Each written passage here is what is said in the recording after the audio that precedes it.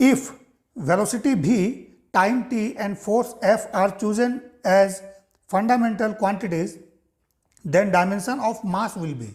ठीक है, आपको डायमेंशन ऑफ मास निकालना है। ऐसे तो डायमेंशन ऑफ मास क्या होता है, दैट इज m, ये फंडामेंटल क्वांटिटी है, लेकिन नहीं, यहाँ पर बोला गया है कि वेलोसिटी को, टाइम को और फोर्स को फंडामेंटल क्वांटिटी लेना है।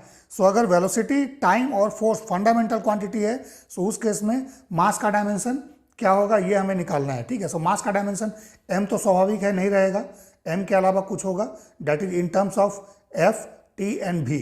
सो क्या होगा यहाँ पर हम लोग कैलकुलेट करते हैं। ठीक है, सो ओके, शुरू करते हैं। सो देखिए, आपको सबसे पहले देखना है कि अगर मान लीजिए मास का डायमेंशन पूछा है, सो मास का रिलेशन v, t और f के साथ क्या हो सकता है। सो देखिए, force equal to mass into acceleration होता है, ये कॉमन फॉर्मूला है, force equal to mass into acceleration.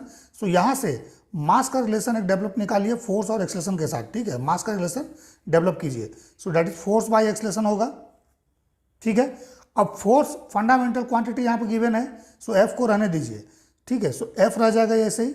अब एक्सलेशन क्या होता है, dv by dt, rate of change of velocity with respect to time. ठीक है, so that is f into D T by D V, ये हो जाएगा।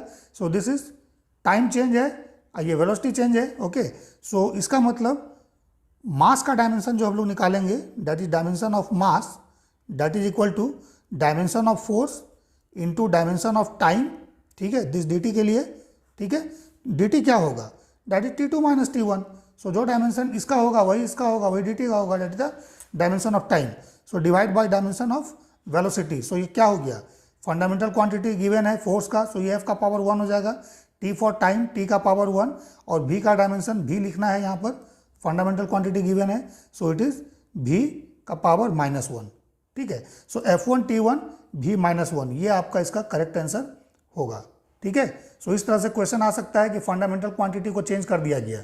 ठीक है, जो फंडामेंटल क्वांटिटी हम लोगों ने पढ़ा है, मास है, ठीक है, टाइम है, लेंथ है, ओके, देन ल्यूमिनस इंटेंसिटी है, करंट है, टेम्परेचर है, इसको ना लेके कुछ और फंडामेंटल क्वांटिटी, किसी और फिजिकल क्वांटिटी को फंडामेंटल क्वांटिटी बना दिया जाएगा और किसी और क्वांटिटी का आपको डायमेंशन निकालने के लिए पूछा जाएगा। ठीक है, सो इस तरह से रिलेशन आपको निकालना है कि जो गिवन फंडामेंटल क्वांटिटी है और जिसका पूछा गया है उसके बीच में कोई फिजिकल रिलेशन ऑलरेडी है।